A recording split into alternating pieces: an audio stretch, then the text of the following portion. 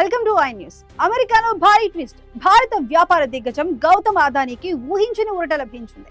ఇప్పటి వరకు సంచలనం సృష్టించిన క్రిమినల్ కేసు సహా అన్ని ఆరోపణలను అమెరికా న్యాయశాఖ ఒక్కసారిగా ఉపసంహరించింది.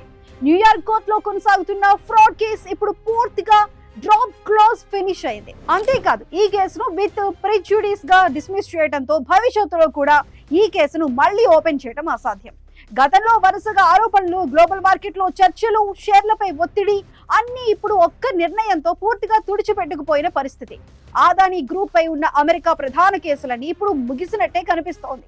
అమెరికాలో గౌతమ్ అదానీ కేసు ఇప్పుడు ఊహించని మలుపు తిరిగింది. గత కొంతకాలంగా కొనసాగుతున్న సెక్యూరిటీస్ మరియు వైర్ ఫ్రాడ్ ఆరోపణలపై అమెరికా న్యాయశాఖ సంచలన నిర్ణయం తీసుకుంది.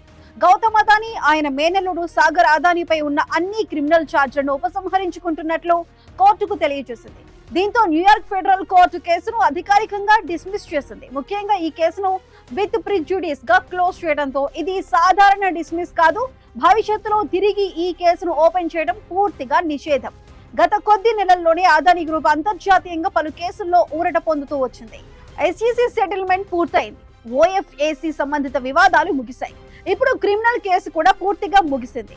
దీంతో అమెరికాలో అదానీ గ్రూప్ పై ఉన్న అన్ని ప్రధాన న్యాయ వివాదాలకు ఇప్పుడు ఫుల్ స్టాప్ పడినట్లు స్పష్టమవుతోంది.